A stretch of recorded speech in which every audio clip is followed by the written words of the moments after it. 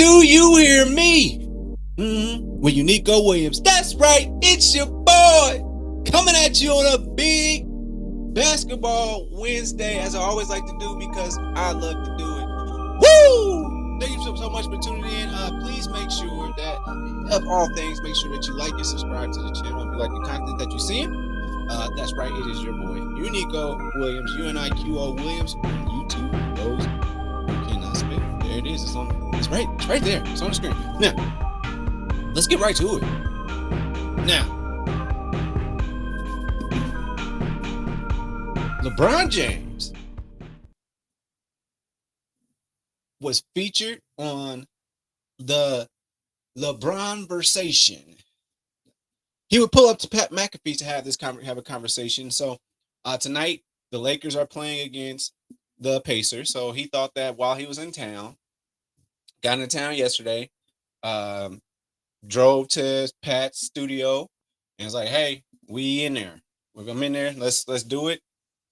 And so they released that conversation today. And so when LeBron speaks, the whole basketball world and just entertainment news in general stops everything. I watched the interview in depth. It was about an hour and 15 minutes, something like that. I watched it in its entirety. I listened to it in its entirety, all context, no clips, no nothing. I watched it straight up, and man, LeBron had a lot to say. Now, a lot of people thought he was just going to come on there and talk about Stephen A. Smith. We'll get into that in a second. But no, he talked about a lot of different things, and it was a lot to unpack after just an hour and 15 minutes. But we're going to talk about some of the more key and important points that some people may have not known about LeBron. There might have been a couple of rumors out there that people don't know about. He cleared some of them up, and there's some cappers out there, y'all. It's some cappers. Some people that's capping about their relationship with LeBron. We'll get into it. So he pulls up, and I mean, they just have a general conversation. They did not seem scripted. I mean, the questions were like Pat and him. He kind of felt like they was a little, I wouldn't say intimidated, but it's like, man, we gotta get these questions off. We gotta go. It wasn't like pre-recorded or edited or anything, man. They just went straight to it, and I think it was a very fluid conversation. It wasn't scripted or anything like that, man. Y'all can definitely check out Pat McAfee. Pat McAfee show on YouTube or anywhere that streams it and whatnot. Shout out to ESPN, all that type of stuff. But one of the first things that he acknowledged his greatness. One of the first things they acknowledged, we finally got to hear LeBron say, "I was on some ass teams with the Cavs," and in his words, he was like, "I squeezed everything I could out of that lemon." Like, it was so refreshing to finally hear that, because that's one of the biggest things about LeBron's legacy. His first 7 years, he did the best that he could, and he was dragging some not so great players behind him. I mean, we looking at a dude that took Donyell Marshall to the finals, Larry Hughes, Boobie Gibson, Ilgauskas, Anderson Varejao. I'm not saying names like Tim Duncan and prime Andrew Bynum and I like all, and Sean Marion and all them other teams that was like dominating at that time in space. Nah, man, he was dragging people. So I'm glad that he actually he actually acknowledged my teams were bad, and I did the best I could with them. So that's what's up. Some people gonna say they gonna call him an excuse, man. Them teams was ass. He had nothing close to quote unquote a Pippen. So that was cool. He talked a little bit about when he went to Miami and his experience there. Felt like it was like college. That was cool for him to talk about that. Felt like it was a college, that was his chance to learn and all that type of stuff, because he didn't go to college. He went straight to the league. And so he got an opportunity to learn. So that was cool. But he also cleared up the rumor about, did LeBron leave the Heat because Pat Riley took the cookies, Heat culture. He spoke on that, and he confirmed that story to be true. Pat Riley said no cookies on that damn plane. And the crazy part about the plane, apparently the flight attendants up there, they was making fresh cookies on the plane. I never even heard of that. I ain't even seen it offered. And I know they got first class. I've seen first class. I've walked past first class. That's the first place that you walk past when you on your way to the back of the plane. Like I be going. But he acknowledged that story is true. And he was like, he's tripping, is doing too much, whatever, whatever. But then he also looked back and was like, man, Riles, as he calls him, Pat Riley. He's like, man, he said he don't give a fuck about who you are, what you are. The heat culture is heat culture. That's what it is. And so he spoke about D Wade and his exit. This is Wade County. And he got rid of he let D Wade walk and go to the Bulls to get a bigger bag because he wasn't trying to pay D Wade. Take it or leave it, D Wade. I don't care what you did for my franchise. You got us 3 championships. Whoop-de-doo. Pat Riley don't play that. So LeBron was like, shoot, all right. I got away pretty good because D Wade lost out on millions. And he just took my cookies away. I got out cool. So there was that part of it. Spoke about the media, so we get to the Stephen A aspect of things. He was like, talking about how, man, he going on a Taylor Swift type world tour about this one situation, talk about he wasn't going to address it till he saw it. He said, man, no, honestly, Stephen A couldn't wait for that video to drop so he could address it. Okay, that could be true. That could be true. That's his job. So why would he not?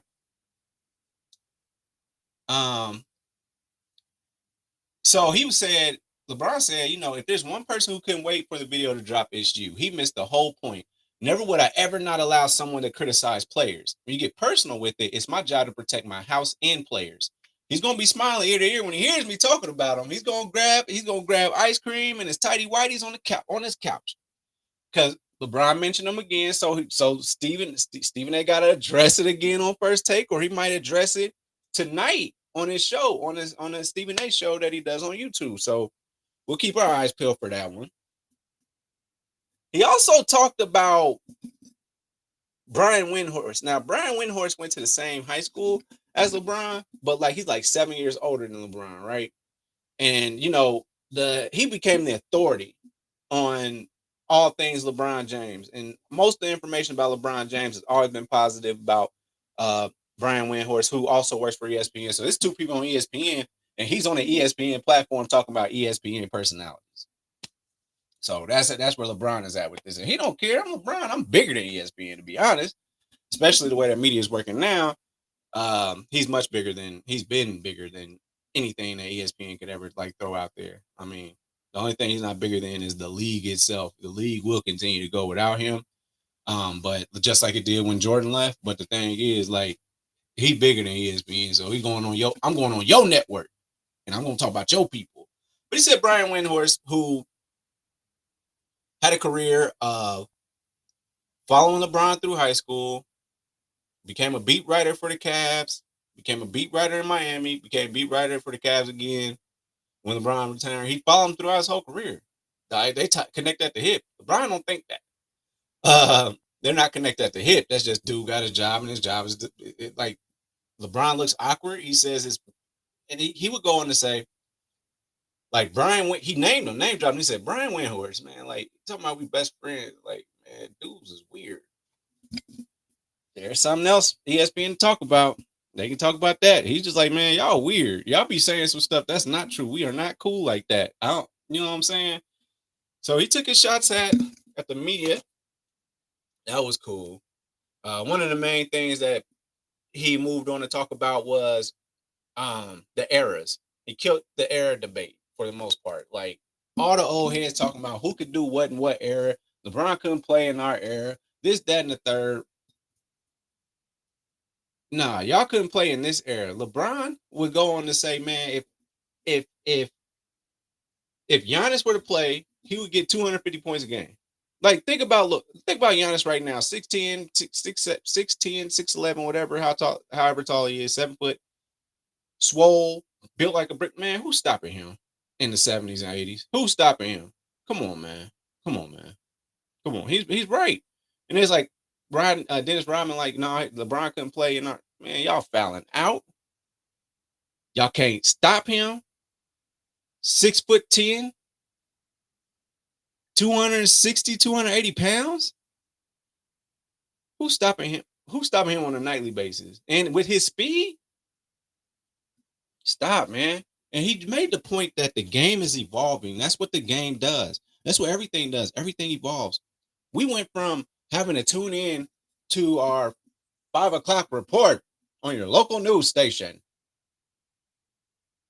to now I just turn on my computer and I'm the news whenever I want to. Not 5 o'clock, whenever I want to. I can be the news right now. The game evolves. And the thing is, he was saying we just respect the eras. You gotta respect where we are now. And speaking of that, eras, they talked about the MJ and LeBron relationship. And he's like, we don't talk right now because we still quote unquote competing. Like as long as I'm still playing, Mike ain't gonna talk to me. Or we not talking to Mike. Or he's like, one day I hope to. And he was like, when I work with when Kobe and I played in the Olympics, we was great teammates. We had a great time, but when we not on the same team, it was competitive. But then he said when Kobe retired, then he's at the games, reaching out to LeBron. Anything you need in LA, I got you. That type of stuff. When LeBron came a Laker, and let all that stuff go. The competition aspect. So I think that. So you're saying that I hope that Mike and we have them conversations and stuff after I get out the game because right now we in a conversation together. So, and Kobe and Jordan in a sense, they kind of had that kind of like Jordan be hanging up on him and stuff like, hey, like man, bye man, because Kobe was asking him questions. They had that kind of relationship. So as long as they were still competing, you know, they not best of friends right now, but I think there's that respect. So that was cool for him to speak on. He spoke about the Bronny moment, him going out there with his son and how much he believed in him. He talked about the heart situation, how that had an effect, and he just talked about how proud he is of his son and how he and his son haven't even talked about it. Him and Bronny ain't even talked about the moment because he said he was just so lost in it, like he felt like he was watching it. Like he wasn't even there. He was watching it. So like, as a spectator. So that was cool for him to kind of open up about that. And so, I mean, man, the interview was great. Like I said, he spoke about a lot of things, his upbringing. He talked about some of the things that happened back in like when he was in Akron growing up, like there's people that he looked up to, and those same people, like when he got in the conversation for great basketball player in the Akron area, he found out them OGs was talking crazy too. So like he just talked about a lot of things. He also said Brian Windhorst said something about like, LeBron chose Nike because of Jordan. And he's like, no, he said Jordan he chose number 23 because of Jordan. He says he's absolutely right about that. Then he said he chose Nike because of Jordan. He was like, nah, Nike gave me a big ass deal, and I thought about what shoes that would I want to be wearing, what kind of material would I be want to wear, would I want to be wearing off the court. And he was like, I want to wear the Bo Jacksons, I want to wear Nikes, you know what I mean? So he went with Nike so that he wear things that he still like that he liked to wear. So it was really good. The only thing that I didn't like about the interview is,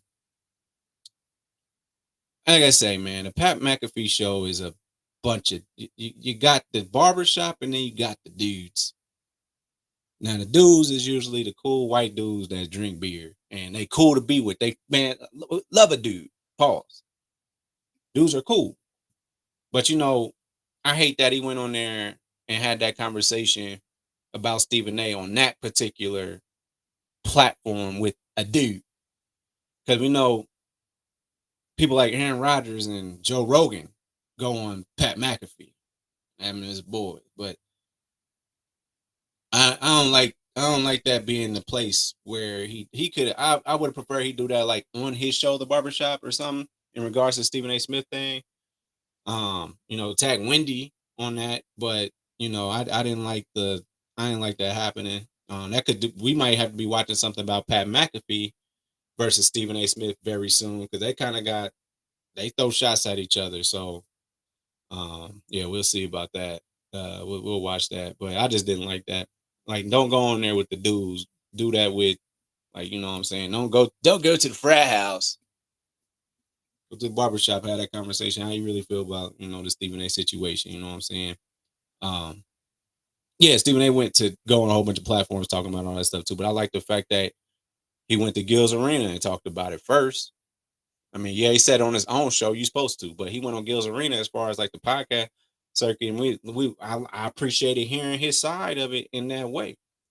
And I wish we could have heard it that way from LeBron. I just didn't like him do it in front of the dudes, the dudeskies. So that's the only thing I didn't like about it. Other than that, it opened up a whole bunch of information about LeBron we just don't know, because all this time people been talking trash. He's talking about like some of the pundits and media. Like, the only reason that you was great is because your talent, your physical talent at the time. But your mind wasn't in the game. You didn't know the game really like that. So I think he was taking a shot at Chuck. Might have even been taking a shot at Shaquille. Because we all know that a lot of them dudes was there because of their talent, not because of their knowledge of the game. Nobody would say like they just in the game, man. They just so intelligent with the rock. They just true hoopers. No, they was just like real athletic, especially for their time. So that was a good point that he brought up. And like a lot of these old players, it was because, but actually knowing the game, that he made a good point. And he said, LeBron said, like, that's mainly the real reason why I'm still in this game. Yeah, I'm physical, but I mean, he said, I lost a notch of athleticism. We all know he's still there. But it's just the fact that, a lot of old heads, y'all, I could hit the sky who could do this. Like, man, what you supposed to do in a pin down situation when you got corner man is up, like knowing the game and seeing what's supposed to happen before it happens, manipulating defense is manipulating offense. As you're playing defense. And he's like, that's why I've been able to play so long, because I know the game. I know what I can do, what I'm not supposed to do, what's going to conserve my energy. Should I take this risk right now? Should I do? It was great. I thoroughly enjoyed it. I'm glad Pat did it. I'm glad that Pat hosted that platform. And I'm hoping that we get more out of LeBron. I know we'll get a lot out of him. I can't wait to watch this one. He's actually about to do the basketball mind thing. This year is going to be with Steve Nash. So it's going to be fun to watch them break down plays and stuff like that. That's going to be fun. That's what I love about anything. Like, I'm watching Daredevil right now, Daredevil Reborn. And I enjoy it not because, Daredevil's about to fight. No, I'm enjoying the explanations, the details, all those type of things that go on. And the things that it takes when you're a lawyer and stuff like that. Like, I like the explanation. And we don't gotta always just be fighting and stuff. Like, what's the mind aspect of things? And that's why I like plays and why they work. What did you see and what did you do? That's why I like Death Note, because it's a mind game and an execution. So with that being said, the king has spoken, but I need you to like and subscribe to the channel. I appreciate when y'all do that. Tell your friends, all that type of stuff. We're going to keep this thing going. I got movie reviews. I got all that type of stuff for you. If it's entertainment news, gossip news, all that, I'm here for it. I do it. That's what I do. Name, again, Unico Williams on YouTube. You know the deal. So with that being said, thank you for tuning in to another episode of Do You Hear Me? Unico Williams. Thanks for watching. Make sure you follow me on all my social media platforms. Don't forget, every Thursday, the full podcast is on Apple Podcasts, Google Podcasts, and mama, I'm on Spotify. Overall 99 ENT bring you videos from Friday all the way to Friday. So be sure to like and subscribe to the channel. We appreciate it. Again, thank you so much. I holla.